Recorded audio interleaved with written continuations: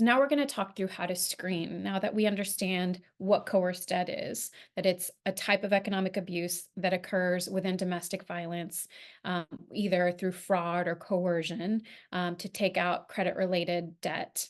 Then now we're going to see, okay, we're going to go through finding out how you can actually discover if a survivor who is seeking your help has coerced debt. Now, just so you know, we will be having a separate recording that goes through sample credit reports and what is on each report and how you can look at each account and information on there to ask questions to survivors. So that will be a separate recording, but there's questions here that we want to make available to you to ask about. So the second piece here, the second piece here on credit reports and review accounts, that will be in a separate recording, but we'll talk through the initial interview and how to discuss other debt and safety plan. So there is also a coerced debt assessment tool. You see here that it was developed by Professor Angie Litwin, who's at the University of Texas School of Law, along with Adrian Adams and Angie Kennedy, who are both at Michigan State University. And if we have that available as our resources. It goes through sample questions as well as going through the credit reports and what they look like in much more depth. So if that's something that is helpful to you, we have that resource available as well. So we're going to walk through this scenario where Maria calls you for help. She says she approaches you for help after she's been referred to you by the pilot program. She says she's getting collection calls for a cell phone purchase and a cell phone account she does not recognize. This is very common that we'd have clients who come in saying, this is what I need help on, just this one issue. I don't know what's happening. I'm getting these collection calls, or they may have a letter, and I don't recognize this. I didn't purchase a cell phone. I don't have a cell phone account, and they may not give you any more information. And you have to dig deeper to get more information. So just as like background that you don't know because she doesn't tell you, but that you may discover through further questions, is that James and Maria were dating. And without her knowledge, James got a new cell phone and started cell phone service for himself using her name because she had good credit. And after Maria left James, she started getting these collection of calls. And this account may or may not appear on credit reports. Generally, utility accounts or cell phone accounts don't appear until they're in collections. So it's the same for like if you have AT&T or if you have Spectrum for internet. Those won't, when you're current, those generally won't appear on your traditional credit reports until they've been sent to collections, and then that collection agency, that debt collector will report it.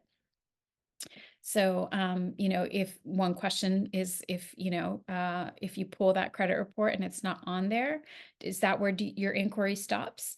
The answer is no. You want to ask, go through each account and more information to find out if there are other debts that she didn't know about as well that may be coerced. So how do you get a free credit report? This is the first step in doing a screening, is you want to make sure to get a holistic picture of the survivor's, credit or financial information that would appear on these big three, which are the nationwide consumer reporting agencies, Equifax, Experian, and TransUnion. And in order to get that credit report, you have to go to annualcreditreport.com. There is a way to request them over the phone. You can also do it in writing, but annualcreditreport.com is the quickest, easiest way to get it instantaneously, download into a PDF version, and it's free. It used to be that this consumer was only able to obtain a free report once per year, with some exceptions if they were identity theft victims, for example. However, after the pandemic, they have extended this to getting a free report once every week. So you can go to annualcreditreport.com and you can obtain those for the survivor if they have not obtained it themselves. Or if they have obtained it and it was 30 days ago, you want to get an updated copy to make sure that no new information has been added or changed to get the most accurate picture of what is happening. There's also other types of credit reports that exist. You likely won't be using those during this pilot program, but so you know, there are some specialty consumer reporting agencies for rental housing, and that's called tenant screening. For obtaining a job, that's employment screening, and for opening a bank account, that's check and bank account screening. There's two links here. The CFPB keeps a list of all the consumer reporting agencies that they regulate, including these specialty reporting agencies, as well as information on how to obtain a free report from them if a consumer anticipates that they're going to want to apply for housing or for a job or get a bank account. So one of the challenges with accessing credit reports from annualcreditreport.com for the big three is that there may be instances where the survivor is unable to get the information online. That may result for a couple of reasons. One is, recently within the last couple of years, the way to obtain those reports has changed, where you can enter a phone, you first enter in your date of birth, your social security number, your address, and then after that, they'll ask for either an email or phone number to send you a one-time passcode. And then after that, you'll get access to that report.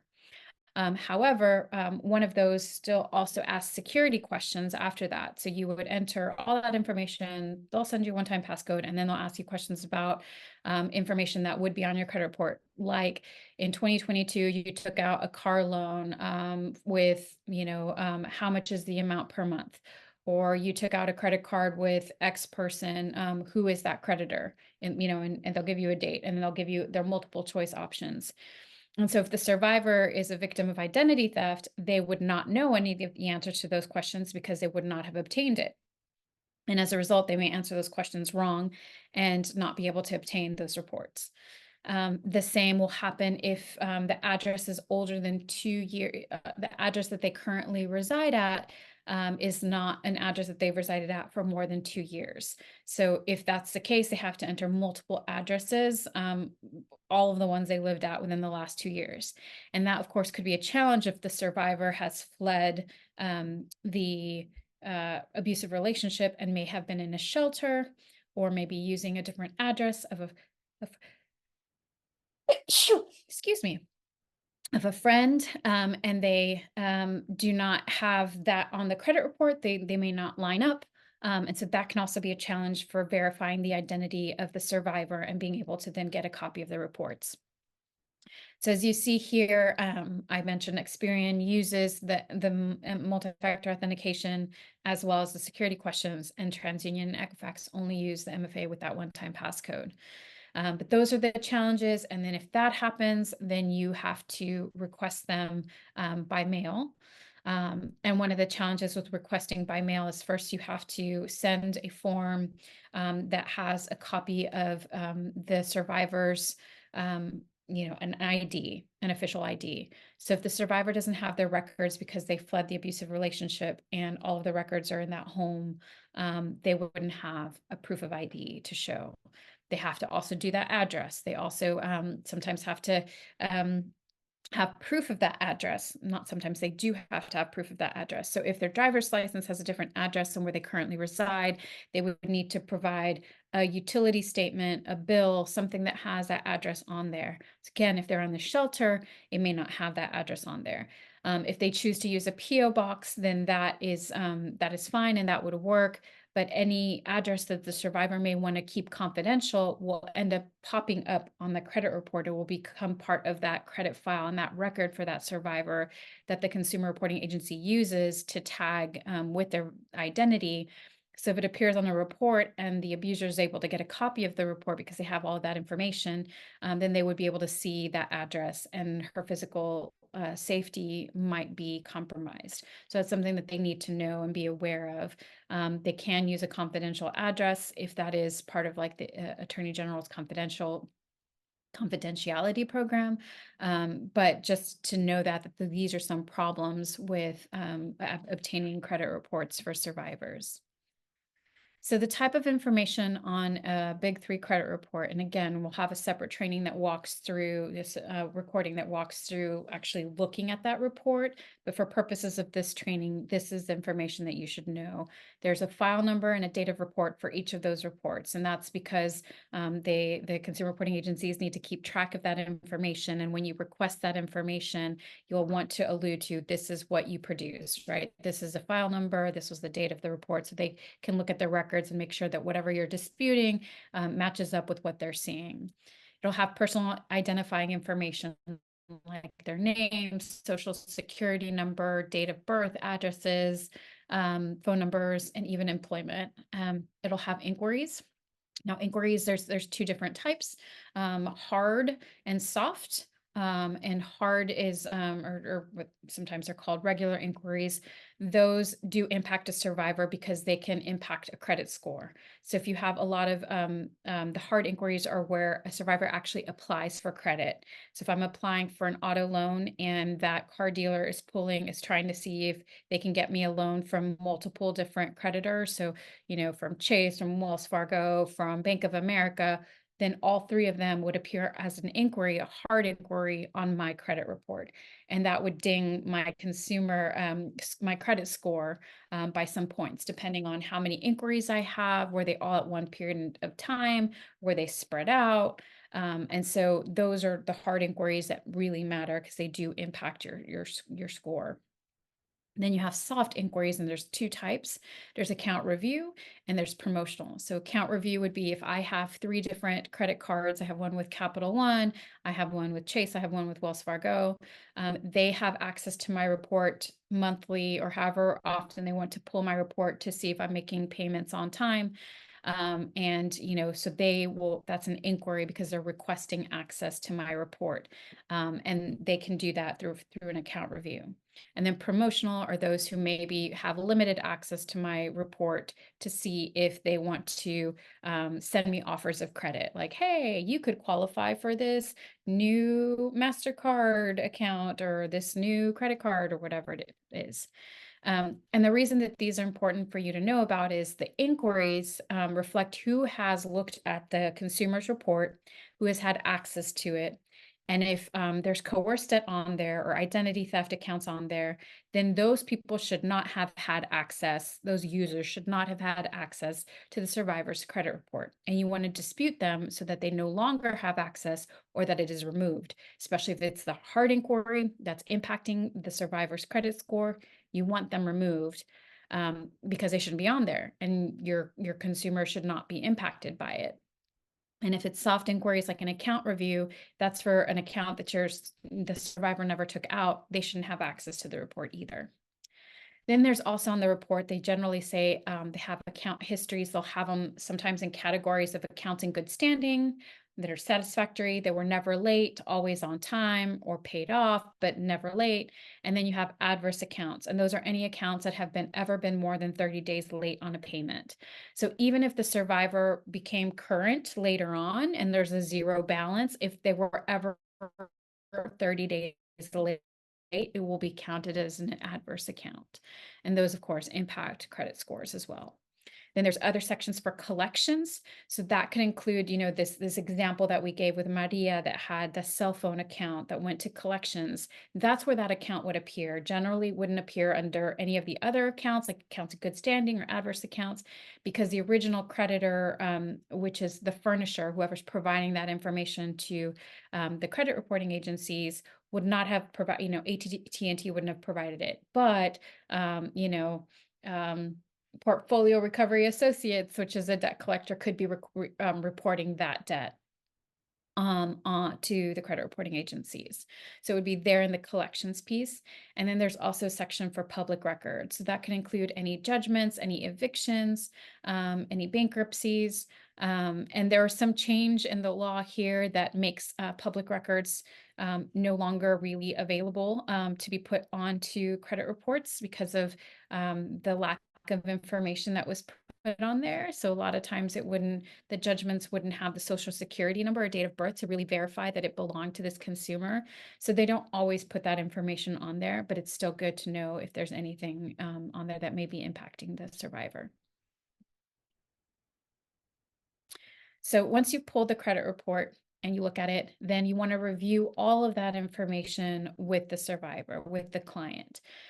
So you want to go through, and again, in the separate training, we'll go through what the reports look like. Some of them have the personal identifying information at the beginning of the report. So you'd want to go through that first and say, hey, are all of these names yours? Are all these phone numbers yours? Are all these addresses yours?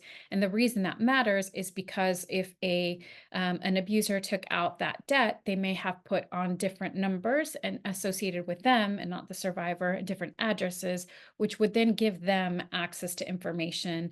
The creditors would all send them information that the survivor wouldn't get. And also, you don't want that associated or tied to your survivor, because then other accounts and other information could be linked with them. So you'd want to dispute that. So you'd want to ask them, like, do you recognize this number? Do you recognize this address? Is it yours? And then the same with accounts. And you want to ask them, like, do you recognize this account? If they say no, then it's potentially could be fraudulent. You want to dive deeper and ask more questions. If they say, yes, I do, you still want to ask more questions, because it could be coerced. One is the fraud piece, the ID theft that everybody thinks of. And the other one is the ID theft coerced piece that most people don't think of. So you want to ask, how is this account opened? Did you open it yourself? Did someone go with you? Was someone, were you in a relationship with that person? Did you feel like you had to say yes? Some of these questions. And it may also be the case, and this is a piece that I didn't discuss before, but it may be the case that there's still coerced debt to an account that was the client's before she was in an abusive relationship. So, for example, the client may have had a credit card account with Bank of America, and never added the abuser as an authorized user, and yet he got access to that credit card and made charges on it. So that's that question here: has anyone ever used this account without you knowing? So if you see charges there, like, that shouldn't be on there, I'd never used it for $2,000, I'd pay it right away. That would indicate possible fraud as well. So again, coercion, this piece of you, they knew about it, but they signed on to it, or they used it, or maybe they didn't use it at all, just they were involved in the opening. These are some of the questions that you want to dig deeper and ask. Again, can you talk about how the account was opened? Did anyone ever pressure you to use them, to use or let them to use this account, or to open it when you didn't want to? Did anyone have any influence on your decision to open this account? What do you think would happen if you said no? So a lot of these are open-ended questions, not yes or no questions, so that you can find out more and get more information. So as mentioned before, there can be coerced debt that does not appear on a credit report. Like I said, that's usually utility and telecom debt that don't appear until they're in collections. The same could be true of payday loans or title loans. Sometimes these do appear on credit reports. So I had a client once who had like 12 payday loan accounts. There was like Western Finance and Opportune, those appeared.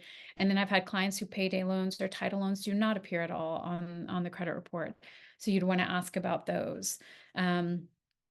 Ask them generally if they owe money to any other people or places. Medical debt is one of these others that may or may not appear on a report. There's some new rules regarding medical debt that may be coming out pretty soon. But if sometimes in the course of an abusive relationship, the survivor may have had to seek medical help for some of the violence. So you can ask about that, and feel free to check back in with TAP if that's the case. There's some other protections that may be available to the survivor. But just talk to them about the debt in general. And then if they disclose more debt, go through the same screening questions with them. There's other, I have here in the slides more examples. Also in that tool that I mentioned earlier, there's a lot of other questions as well. But here are some examples, like, has anyone impacted your credit or debt? A really, really good one. The second one here is a really good one that I start off with all the time, even before going through credit reports. Tell me about your household's financial situation. Who handles the money? Do you talk about the finances? If they just left that abusive relationship, what was it like when you guys lived together? Did they allow you to make decisions? Did they do that? Did they allow you to have access to the mail or not? Do you keep your address confidential? This fourth one is also good. Has your partner ever had you sign anything you didn't know what it was, or ever threaten you to sign something or take a financial action? So these are all other types of questions. Then there's red flag statements. So these are things that when my clients would make these statements, I knew right away that there was likely some coerced debt happening, or there was something that made me want to ask more questions. So one of these is, as I mentioned before, is my ex handled all the mail, or I didn't have access to the mail at all. That's a red flag of they're hiding something. They don't want them to know. There's likely going to be some financial abuse here.